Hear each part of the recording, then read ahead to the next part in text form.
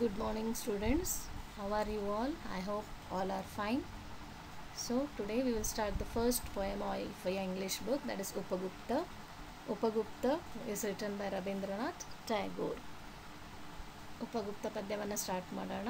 ಅದು ಕವಿ ಬರೆದಂತಂತಂದು ರವೀಂದ್ರನಾಥ್ ಟ್ಯಾಗೋರ್. ನೋಡಿ, ಫಸ್ಟ್ ಇಂಟ್ರಡಕ್ಷನ್ ನೋಡೋಣ Ravindranath ಟ್ಯಾಗೋರ್ದು. Rabindranath Tagore, the greatest of India's modern poets, was born in an affluent Bengali family in 1861.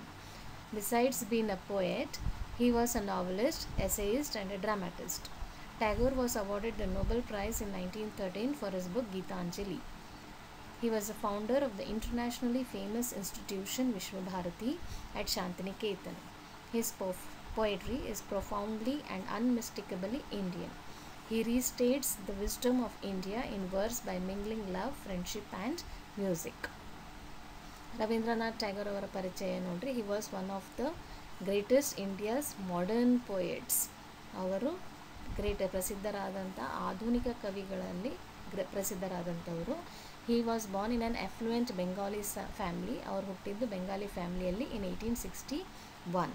Besides being a poet, he was a novelist, essayist and a dramatist. ಅವರು ಕವಿಗಳ ಅಲ್ಲದೆ ಒಬ್ಬ ನಾವಲಿಸ್ಟ್ ಅಂದ್ರೆ ಏನು, ಕಾದಂಬರಿಗಳನ್ನು ಬರೆಯೋರು, ಕಾದಂಬರಿಕಾರ.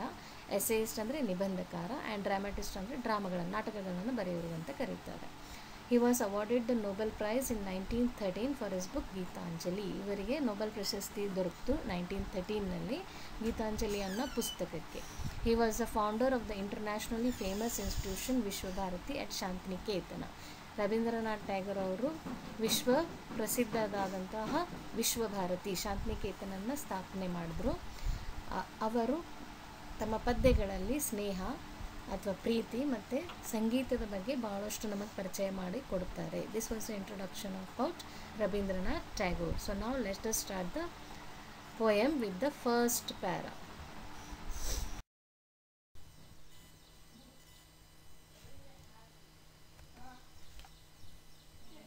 Okay, first let me start the first para now. Upagupta, the disciple of Buddha, lay asleep on the dust by the city wall of Mathura. Lamps were all out, doors were all shut, and stars were all hidden by the murky sky of August. This is the first para of your poem. First we will see who is Upagupta. The first line describes who is Upagupta. First line ಏನು ಮಾಡುತ್ತೆ, ಉಪಗುಪ್ತ ಯಾರು ಅಂತ ಹೇಳುತ್ತೆ. Upagupta was the disciple of Buddha. ಬುದ್ಧನ ಶಿಷ್ಯ. Disciple ಅಂದ್ರೆ ಏನು, ಶಿಷ್ಯನಾಗಿದ್ನು, ಬುದ್ಧನ ಶಿಷ್ಯನಾಗಿದ್ದರು. He lay asleep on the dust by the city wall of Mathura. Upagupta ಏನು ಮಾಡಿರ್ತಾರೆ, ಮಥುರಾ ನಗರದಲ್ಲಿ ಗೋಡೆಯ ಪಕ್ಕಕ್ಕೆ ತುಂಬ ಧೂಳಿರುವಂಥ ಒಂದು ಸ್ಥಳದಲ್ಲಿ ಮಲ್ಕೊಂಡಿರ್ತಾರೆ. ಹಾಗೆ ಅಡ್ಡಾಗಿರ್ತಾರೆ. ಲೇ ಅಂದ್ರೇನು, ಅಡ್ಡಾಗೋದು, ನಿದ್ದೆ ಮಲ್ಕೊಂಡಿರ್ತಾರೆ. Third line, lamps were all out, ಎಲ್ಲ ದೀಪಗಳು ಶಾಂತ ಆಗಿರ್ತವೆ, ಆರಿಸಿಟ್ಟಿರ್ತಾರೆ. ಡೋರ್ಸ್ ವೇರ್ ಆಲ್ ಶಟ್, ಎಲ್ಲ ಬಾಗಿಲು ಮುಚ್ಚಿರ್ತಾರೆ. And stars were all hidden by the murky sky of August, ಎಲ್ಲ ನಕ್ಷತ್ರಗಳು, ಸ್ಟಾರ್ಸ್ಗಳು ಏನಾಗಿದ್ವು, ಅಡ್ಕೊಂಡು ಬಿಟ್ಟಿದ್ವು. ಹಿಡನ್ ಅಂದ್ರೇನು, ಅಡ್ಕೊಂಡು ಬಿಟ್ಟಿದ್ವು. ಮರ್ಕಿ ಅಂತಂದರೆ ಮೋಡಭರಿತ, ಕ್ಲೌಡಿ ಸ್ಕೈ ಮೋಡಭರಿತ ಆಕಾಶದ ಒಳಗ ಎಲ್ಲ ನಕ್ಷತ್ರಗಳು ಏನಾಗಿದ್ವು, ಅಡ್ಕೊಂಡು ಬಿಟ್ಟಿದ್ವು, ಮುಚ್ಕೊಂಡು ಬಿಟ್ಟಿದ್ವು. ಯಾವ ತಿಂಗಳದು, ಆಗಸ್ಟ್ನಲ್ಲಿ. ಫಸ್ಟ್ ಪ್ಯಾರಾ ನಿಮಗೆ ಏನು ಹೇಳುತ್ತೆ ಅಂದರೆ ಬುದ್ಧ ಎಲ್ಲಿದ್ದರು, ಯಾವ ನಗರದಲ್ಲಿದ್ದರು ಮತ್ತು ಅಲ್ಲಿ ವಾತಾವರಣ ಹೆಂಗಿತ್ತು. ನೋಡ್ರಿ ಇನ್ನೊಂದ್ಸಲ. Upagupta was the disciple of Buddha. He was sleeping in the city of Mathura by the dusty city wall. That was a night time. Lamps were all out, doors were all shut, and stars were all hidden by the murky sky of August. ಕನ್ನಡದಲ್ಲಿ ನೋಡ್ರಿ, ಉಪಗುಪ್ತ ಅವರು ಬುದ್ಧನ ಶಿಷ್ಯರಾಗಿದ್ದರು. ಅವರು ಮಥುರಾ ನಗರದಲ್ಲಿ ಒಂದು ಗೋಡೆಯ ಪಕ್ಕಕ್ಕೆ, ಧೂಳಿನಿಂದ ತುಂಬಿದ್ದ ಒಂದು ಗೋಡೆಯ ಪಕ್ಕಕ್ಕೆ ಸುಮ್ಮನೆ ಮಲ್ಕೊಂಡಿದ್ರು. The lamps were all out, ಎಲ್ಲ ದೀಪಗಳನ್ನು ಆರಿಸಿದ್ರು. ಡೋರ್ಸ್ ವೇರ್ ಆಲ್ ಶಟ್, ಎಲ್ಲ ಬಾಗಳು ಮುಚ್ಚಿದ್ರು, ಕ್ಲೋಸ್ಡ್ ಆಗಿದ್ವು. And stars were all hidden by the murky sky of August, ನಕ್ಷತ್ರಗಳು ಮೋಡಭರಿತ ಆಕಾಶದಲ್ಲಿ ಅಡ್ಕೊಂಡು ಬಿಟ್ಟಿದ್ವು. This was the first para. ಅರ್ಥ ಆಗಿದೆಯಾ? ನೆಕ್ಸ್ಟ್ ನೋಡ್ರಿ, second para. Whose feet were those tinkling with anklets touching his breast of a sudden. He woke up startled, and the light from a woman's lamp struck his forgiving eyes. Whose feet were those, tinkling with anklets, touching his breast of a sudden? ಅಂದರೆ whose ಯಾರದು, ಯಾರ ಪಾದಗಳು, tinkling ಅಂತಂದ್ರೆ ಏನು, ಶಬ್ದ, tinkle, anklet ಅಂದರೆ ಗೆಜ್ಜೆ ಅಥವಾ ಚೈನಾ, ನೀವು ಚೈನಾ ಅಂತ ಕರಿತೀರಿ. ಚೈನಾ ಶಬ್ದಗಳು ಬಂತು, ಅಲ್ಲಿ ಕೇಳಿಸ್ತಾ ಇತ್ತು, ಗೆಜ್ಜೆಗಳ ಶಬ್ದ ಕೇಳಿಸ್ತಾ ಇತ್ತು. Touching is breast of a sudden, sudden ಅಂದರೆ ಅಚಾನಕ್ಕಾಗಿ, ಬ್ರೆಸ್ಟ್ ಅಂದರೆ ಎದೆಯ ಭಾಗ ಅಥವಾ ಅವರ ಬಾಡಿಗೆ ಬಂದು ಅಚಾನಕ್ಕಾಗಿ ಆ ಪಾದಗಳೇನಾಯಿತು, ಟಚ್ ಆಯಿತು. ಯಾರೋ ಗೆಜ್ಜೆ ಶಬ್ದ ಕೇಳಿಸಿದ ಮೇಲೆ ಅವ್ರು ಬಂದು ಏನು ಮಾಡ್ತಾರೆ, ಇವರ ಬಾಡಿಗೆ ಅವರ ಕಾಲುಗಳು ಟಚ್ ಆಗುತ್ತೆ, ಅವರ ಪಾದಗಳು ಟಚ್ ಆಗುತ್ತೆ. ಹಿ ವೋಕಪ್ ಸ್ಟಾಟಲ್ಡ್ ಅಂದರೆ ಗಾಬರಿಯಾಗಿ, ಸರ್ಪ್ರೈಸ್ಡ್. ಹಿ ವೋಕಪ್ ಸ್ಟಾಟಲ್ಡ್ ಅಂದರೆ ಗಾಬರಿಯಾಗಿ ಎದ್ದು ಬಿಟ್ಟರು. And the light from the women's lamp struck his forgiving eyes. ಮತ್ತು ಆ ಹೆಣ್ಮಗಳು ಹಿಡಿದಂಥ ದೀಪ ಏನಾಗುತ್ತೆ, ಅವರ ಕಣ್ಣಿನ ಮೇಲೆ ಬೀಳುತ್ತೆ. ಅದೇನು ಖಂದೀಲ್ ಹಿಡಿದಿರ್ತಾಳಲ್ಲ ಅವಳು, ಅದರ ಬೆಳಕು ಅವರ ಕಣ್ಣಿನ ಮೇಲೆ ಬೀಳುತ್ತೆ. ಫರ್ಗಿವಿಂಗ್ ಅಂದ್ರೇನು, ಕ್ಷಮೆ ಇರುವಂಥ ಕಣ್ಣುಗಳು, ಕ್ಷಮೆಗಳಿಂದ ತುಂಬಿದ ಕಣ್ಣುಗಳು, ಕರುಣೆಯಿಂದ ತುಂಬಿದ ಕಣ್ಣುಗಳು, ಅದರ ಮೇಲೆ ಅವಳು ಹಿಡಿದಂತಹ ದೀಪದ ಬೆಳಕು ಅವರ ಕಣ್ಣ ಮೇಲೆ ಬೀಳುತ್ತೆ. ಇನ್ನೊಂದು ಸಲ ನೋಡ್ರಿ, second para. Whose feet were those tinkling with anklets touching his breast of a sudden. He woke up startled, and the light from the woman's lamp struck his forgiving eyes. Whose feet were those tinkling with anklets? ಯಾರ್ದೋ ಬರುವಂಥ ಶಬ್ದ ಕೇಳಿಸುತ್ತೆ, ಗೆಜ್ಜೆ ಶಬ್ದ ಕೇಳಿಸುತ್ತೆ. ಆ ಪಾದಗಳು ಬಂದು ಅವರ ಬಾಡಿಗೆ ಟಚ್ ಆಗುತ್ತೆ, ಅವರ ದೇಹಕ್ಕೆ ಟಚ್ ಆಗುತ್ತೆ, ಅವರ ಬ್ರೆಸ್ಟ್ಗೆ ಟಚ್ ಆಗುತ್ತೆ. ಅವರಿಗೆ ಒಮ್ಮಿಂದೊಮ್ಮೆ ಗಾಬರಿಯಾಗಿ ಎದ್ದು ಬಿಡ್ತಾರೆ. He woke up surprised, and the light from the woman's lamp struck his forgiving eyes. ಮತ್ತು ಆ ಹೆಣ್ಮಗಳು ಹಿಡಿದಂಥ ದೀಪದ ಬೆಳಕು ಏನಾಗುತ್ತೆ, ಅವರ ಕಣ್ಣುಗಳ ಮೇಲೆ ಬೀಳುತ್ತೆ. This was about the second para. I hope you understood the second para. 2 para ತಿಳಿದಿದೆ ಅಂತ ತಿಳ್ಕೊತೀನಿ. ಈಗ ನೆಕ್ಸ್ಟ್ ಪ್ಯಾರಾಕ್ಕೆ ಹೋಗೋಣ.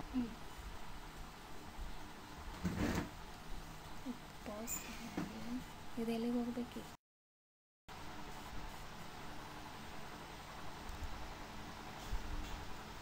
ಓಕೆ, ಈಗ ಥರ್ಡ್ ಪ್ಯಾರಾ ನೋಡೋಣ.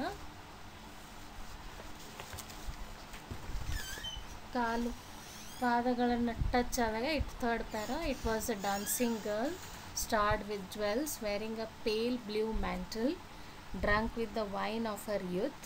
She lowered her lamp and saw the young face, austerely beautiful. This is a third para. Second ಪ್ಯಾರಾದಲ್ಲಿ ನಾವೇನು ನೋಡಿದ್ವಿ, ಯಾರೋ ಗೆಜ್ಜೆಗಳ ಶಬ್ದ ಬಂತು, ಬಾಡಿಯನ್ನು ಟಚ್ ಆಯಿತು ಅಂತ. ಈಗ ಅದು ಯಾರು ಅಂತ ನೋಡೋಣ. ಥರ್ಡ್ ಪ್ಯಾರಾದಲ್ಲಿ ಅದರ ಡಿಸ್ಕ್ರಿಪ್ಷನ್ ಕೊಟ್ಟಿದ್ದಾರೆ. It was A dancing girl ಸ್ಟಾರ್ಡ್ with jewels. It was A dancing girl ಅಂತ ಅವ ನೃತ್ಯ ಮಾಡೋಳು, ನೃತ್ಯಗಾರ್ತಿಯಾಗಿರ್ತಾಳೆ. ಸ್ಟಾರ್ಡ್ ವಿತ್ ಜ್ಯುವೆಲ್ಸ್.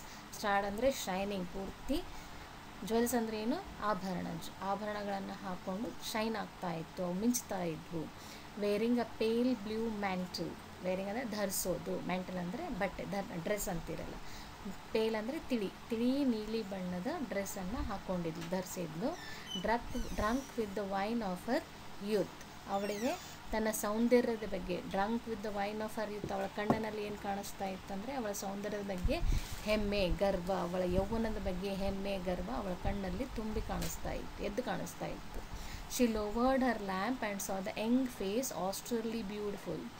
ಆಮೇಲೆ ಅವಳೇನು ಮಾಡ್ತಾಳೆ, ಯಾರ್ದು ಪಾದ ಟಚ್ ಆದಾಗ, ಯಾರ್ದು ಬಾಡಿ ಟಚ್ ಆದಾಗ ತನ್ನ ಕಂದಿಲನ್ನು ಒಂದು ಸ್ವಲ್ಪ ಕೆಳಗೆ ಮೇಡಿತಾಳೆ, ತನ್ನ ದೀಪವನ್ನು ಒಂದು ಸ್ವಲ್ಪ ಕೆಳಗೆ ಇಳಿಸ್ತಾಳೆ. And saw the young face austerely beautiful. ಆಗ ಆ ಯಂಗ್ ಫೇಸನ್ನು ನೋಡ್ತಾಳೆ, ಮುಖವನ್ನು ನೋಡ್ತಾಳೆ, ಸುಂದರವಾದ ಮುಖವನ್ನು ನೋಡ್ತಾಳೆ. ಇದು ಥರ್ಡ್ ಪ್ಯಾರಾ. ಆ ಹುಡುಗಿಯ ಡಿಸ್ಕ್ರಿಪ್ಷನ್ನು. ನೃತ್ಯಗಾರ್ತಿ, ಅವಳು ಒಬ್ಬ ನೃತ್ಯಗಾಗಿರ್ತಾಳೆ. ದೇಹದ ಮೇಲೆ ಪೂರ್ತಿ ಆಭರಣಗಳನ್ನು ಹಾಕ್ಕೊಂಡಿರ್ತಾಳೆ, ಅದರಿಂದ ಅದು ಶೈನ್ ಆಗ್ತಾ ಇರುತ್ತೆ. ಅವಳು ಧರಿಸಿದಂಥದ್ದು ಬಟ್ಟೆ ಪೇಲ್ ಬ್ಲೂ ಮ್ಯಾಂಟಲ್, ತಿಳಿ ನೀಲಿ ಬಣ್ಣದ ಡ್ರೆಸ್ಸು. ಅವಳ ಕಣ್ಣಲ್ಲಿ ತಮ್ಮ ಸೌಂದರ್ಯದ ಬಗ್ಗೆ ಹೆಮ್ಮೆ ಎದ್ದು ಕಾಣಿಸ್ತಾ ಇರ್ತದೆ. ತನ್ನ ಕಂದಿಲು ಅಥವಾ ತನ್ನ ದೀಪವನ್ನು ಇಳಿಸಿ ಆ ಋಷಿಯ ಮುಖ ಅಥವಾ ಉಪಗುಪ್ತನ ಮುಖವನ್ನು, ಸುಂದರವಾದ ಮುಖವನ್ನು ನೋಡ್ತಾಳೆ. This is the description about the third para. The dancing girl and she was starred with jewels. She was full of jewels and the jewels were shining. She was wearing a pale blue mantle and her eyes were full of her wine of her youth. That means she was very proud of her youth or of her beauty. She lowered the lamp. She brought down the lamp and saw the young face which was very beautiful. ಅರ್ಥ ಆಗಿದೆ ಅಂತ ತಿಳ್ಕೊತೀನಿ. Next para. Forgive me young ascetic said the woman, graciously come to my house. The dusty earth is not fit bed for you. The young ascetic answered, woman, go on your way. ಆಗ ಆ ಹೆಣ್ಮಗಳು ಏನು ಮಾಡ್ತಾಳೆ, ಆ ಮುಖವನ್ನು, ಸುಂದರವಾದ ಮುಖವನ್ನು ನೋಡಿ, forgive me young ascetic. Ascetic means ಋಷಿಗಳು. ಫಗಿವ್ ಅಂದರೆ ಕ್ಷಮಿಸು, ನನ್ನನ್ನು ಕ್ಷಮಿಸಿ ಋಷಿಗಳೇ ಅಂತ ಹೇಳ್ತಾಳೆ. Graciously come to my house. Graciously ಅಂದರೆ ಕರುಣೆ ಮಾಡಿ, ದಯಮಾಡಿ ನೀವು ನಮ್ಮ ಮನೆಗೆ ಬನ್ನಿ. The dusty earth is not fit bed for you. ಇದು ಧೂಳಾದಂತಹ ಭೂಮಿ, ನೀವು ಮಲ್ಕೋಬಾರ್ದು, ಇಲ್ಲಿ ನೀವು ಮಲ್ಕೋಬಾರ್ದು, ಇದು ನಿಮಗೆ ಲಾಯಕ್ಕು ಅಲ್ಲ ಅಂತ ಹೇಳ್ತಾಳೆ. ಅಂದರೆ ನನ್ನನ್ನು ಕ್ಷಮಿಸಿ, ದಯಮಾಡಿ ನಮ್ಮ ಮನೆಗೆ ಬನ್ನಿ, ಇಂಥ ಧೂಳಾದಂಥ ಭೂಮಿ, ಹೊಲಸಾದ ಭೂಮಿ ಮೇಲೆ ನೀವು ಮಲ್ಕೋಬಾರ್ದು, ಇದು ನಿಮಗೆ ಲಾಯಕ್ಕಲ್ಲ ಅಂತ ಹೇಳ್ತಾಳೆ. The young ascetic answered, women go on your way. ಆಗ ಯಂಗ್ ಋಷಿ ಏನು ಹೇಳ್ತಾರೆ, ಹೆಣ್ಮಗಳ ನೀನು ನಿನ್ನ ದಾರಿಗೆ ಹೋಗು. ಗೋ ಆನ್ ಯುವರ್ ವೇ ಅಂದರೆ ನಿನ್ನ ದಾರಿ ನೀನು ನೋಡ್ಕೋ. ಸಿ ಒನ್ಸ್ ಅಗೇನ್, ನನ್ನನ್ನು ಕ್ಷಮಿಸಿ ಯಂಗ್ ಎಸೆಟಿಕ್, ದಯಮಾಡಿ ನನ್ನ ಮನೆಗೆ ಬನ್ನಿ, ಈ ಭೂಮಿ ಅಥವಾ ಈ ಧೂಳಾದಂಥ ಭೂಮಿ ನಿಮ್ಗೆ ಲಾಯಕ್ಕಲ್ಲ, ಇಲ್ಲಿ ನೀವು ಮಲ್ಕೋಬಾರ್ದು, ಇದು ನಿಮಗೆ ಲಾಯಕ್ಕಲ್ಲ. ಆಗ ಆ ಯಂಗ್ ಎಸೆಟಿಕ್ ಏನು ಹೇಳ್ತಾನೆ ಅಥವಾ ಉಪಗುಪ್ತ ಏನು ಹೇಳ್ತಾರೆ, ನೀವು ನಿಮ್ಮ ದಾರಿಯನ್ನು ನೋಡಿಕೊಂಡು ಹೋಗಿ ಅಂತ ಹೇಳ್ತಾರೆ. ಇಷ್ಟು ಈ 2 ಪ್ಯಾರದ ಡಿಸ್ಕ್ರಿಪ್ಷನ್. ಇದು ನಿಮಗೆ ಅರ್ಥ ಆಗಿದೆ ಅಂತ ತಿಳ್ಕೊ.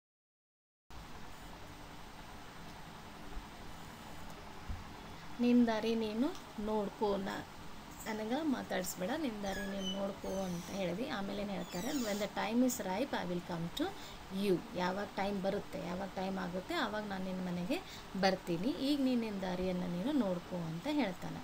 Suddenly the black night showed it's teeth in the flash of lightning.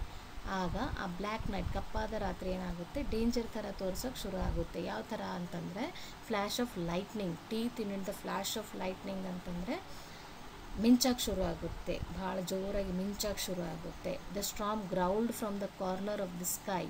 ಗಾಳಿ ಬೀಸೋಕ್ಕೆ ಶುರು ಆಗುತ್ತೆ. ಗರ್ಜನೆ, ಗ್ರೌಲ್ ಅಂದ್ರೆ ಆ್ಯಕ್ಚುಲಿ ಗರ್ಜನೆ, ಆದರೆ ಬಿರುಗಾಳಿ ಗರ್ಜಿಸೋಕ್ಕಾಗಲ್ಲ. ಸೊ ತುಂಬ ಜೋರಾದ ಝುಯ್ ಅಂತ ಏನು ಶಬ್ದ ಬರುತ್ತೆ, ಆ ರೀತಿ ಬಿರುಗಾಳಿ ಬೀಸೋಕ್ಕೆ ಶುರು ಆಯಿತು.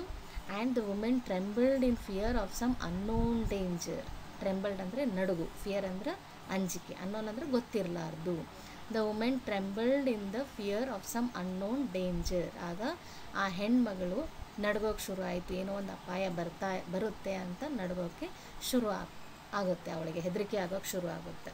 ನೋಡ್ರಿ ಇನ್ನೊಂದು ಸಲ. When the woman called him, he said, go on your way. When the time is ripe, I will come to you. ಆ ಹೆಣ್ಮಗಳು ಕರೆದಾಗ, ನಮ್ಮ ಮನೆಗೆ ಬನ್ನಿ ಅಂತ ಕರೆದಾಗ ಅವರ ಗುಪ್ತವ್ರು ಏನು ಹೇಳ್ತಾರೆ, ಈಗ ಸದ್ಯ ಇಲ್ಲಿಂದ ಹೋಗು, ಯಾವಾಗ ಟೈಮ್ ಬರುತ್ತೆ ನಾನು ಆವಾಗ ಬರ್ತೀನಿ ಅಂತ ಹೇಳ್ತಾರೆ. ಆಗ ಸಡನ್ನಾಗಿ ಆ ಕಪ್ಪಾದ ರಾತ್ರಿ ಡೇಂಜರ್ ಆಗಿ ಶುರು ಆಗೋಕ್ಕೆ ಚೇಂಜ್ ಆಗುತ್ತೆ, ಕ್ಲೈಮೇಟ್ ಚೇಂಜ್ ಆಗುತ್ತೆ. ಫ್ಲ್ಯಾಶ್ ಆಫ್ ಲೈಟ್ನಿಂಗ್ ಅಂದರೆ ಮಿಂಚೋಕ್ಕೆ ಶುರು ಆಗುತ್ತೆ. Storm growled from the corner of the sky ಅಂದರೆ ಬಿರುಗಾಳಿ ಬೀಸೋಕ್ಕೆ ಶುರು ಆಗುತ್ತೆ. ಆ ಎಲ್ಲ ವಾತಾವರಣ ಚೇಂಜ್ ಆಗಿದ್ದನ್ನು ನೋಡಿ, ಕ್ಲೈಮೇಟ್ ಚೇಂಜ್ ಆಗಿದ್ದನ್ನು ನೋಡಿ ಆ ಹೆಣ್ಮಗಳು ಏನಾಗುತ್ತೆ, ಹೆದರಿಕೆಯಿಂದ ನಡಗೋಕ್ಕೆ ಶುರು ಆಗುತ್ತೆ. ಯಾಕೆ ಹೆದರ್ತಾಳೆ ಅಂದರೆ ಏನೋ ಒಂದು ಅಪಾಯ ಕಾದಿದೆ, ನನಗೇನೋ ಒಂದು ಅಪಾಯ ಆಗ್ಬೋದು ಅಂತ ಹೆದರಿಕೆಯಿಂದ ಏನು ಮಾಡ್ತಾಳೆ, ನಡ್ಗೋಕ್ಕೆ ಶುರು ಮಾಡ್ತಾಳೆ. The next para is, a year has not yet passed, it was evening of a day in April. ಇನ್ನೂ ಒಂದು ವರ್ಷವೂ ಕಳೆದಿರಲಿಲ್ಲ, ಇದಾದಮೇಲೆ ಇನ್ನೂ ಒಂದು ವರ್ಷವೂ ಕಳೆದಿರಲಿಲ್ಲ. ಆಗ ಏಪ್ರಿಲಿನ ಒಂದು ದಿನ ಸಂಜೆ, ಇನ್ ಸ್ಪ್ರಿಂಗ್ ಸೀಸನ್ ಅಂದರೆ ವಸಂತಕಾಲ, ಎಲ್ಲ ಕಡೆ ಹಸಿರು ಇರುತ್ತಲ್ಲ, ಗ್ರೀನಿ ಸೀಸನ್ ಅಂತಲೂ ಕರಿತೀವಿ ಅದನ್ನು. ಆಗ ಆ ಏಪ್ರಿಲ್ ತಿಂಗಳಿನ ಒಂದು ಸಂಜೆ, the branches of the way side trees were full of blossom. Branches ಅಂದರೆ ರೆಂಬೆ, ಕೊಂಬೆ. Way side means on both sides of the way, road ಅಂತ, ಎರಡೂ ಬದಿಯ ಗಿಡಗಳೇನಾಗಿದ್ವು, ಫುಲ್ ಅರಳಿದ್ವು, ಹೂಗಳು ಅರಳಿದ್ವು, ಎಲೆಗಳು ಚಿಗುರಕ್ಕೆ ಶುರು ಆಗಿದ್ವು. ಗೇ notes of the flute came floating in the warm spring air from afar. ಗೇ ನೋಟ್ಸ್ ಅಂದ್ರೆ ಹ್ಯಾಪಿ, ಗೇ ಅಂದ್ರೆ ಏನು, ಹ್ಯಾಪಿ, ಸಂತೋಷವಾದ ಒಂದು ನುಡಿಗಳು. ಆಫ್ ದ ಫ್ಲೂಟ್, ಕೊಳಲಿನ ನುಡಿಗಳು. ಫ್ಲೋಟಿಂಗ್ ಹರ್ಕೊಂಡು ಬರ್ತಾ ಇದ್ವು. ಎದರಲ್ಲಿ ಅಂದರೆ ಸ್ಪ್ರಿಂಗ್ ಏರ್, ಗಾಳಿ ಬೀಸುವಾಗ ದೂರದಿಂದ ಗಾಳಿಯ ಜೊತೆ ಯಾರೋ ಒಬ್ಬರು ಕೊಳಲನ್ನು ಊದೋ ಥರ ಆ ಶಬ್ದ, ಆ ನುಡಿಗಳು ನಮಗೆ ಸಂತೋಷಕ್ಕೆ ನುಡಿಗಳು ನಮಗೆ ಕೇಳಿಸ್ತಾ ಇತ್ತು. ಅಂಥ ಒಂದು ವಾತಾವರಣ ಇತ್ತು. That means full it was happy. A year as not, C once again, a year as not at past, ಇನ್ನೂ ಒಂದು ವರ್ಷ ಕಳೆದಿರಲಿಲ್ಲ. ಏಪ್ರಿಲಿನ ಒಂದು ಸಂಜೆ ಡಿಸ್ಕ್ರಿಪ್ಷನ್ ಇದೆ, ಅದು ಫುಲ್ ವಸಂತಕಾಲ. ರಸ್ತೆ ಎರಡೂ ಬದಿಯಲ್ಲಿ ಹಸಿರಾಗಿತ್ತು, ಎಲೆಗಳು ಚಿಗುರ್ತಾ ಇದ್ವು, ಹೂಗಳು ಅರಳ್ತಾ ಇದ್ವು, ಅದೇ ರೀತಿ ಗಾಳಿ ಬೀಸ್ತಾ ಇತ್ತು. ಗಾಳಿಯ ಜೊತೆ ಯಾರು ಕೊಳಲಿನ ನಾದವು ಕೂಡ ದೂರದಿಂದ ಕೇಳಿಸ್ತಾ ಇತ್ತು. I hope you understand this para also. So let's start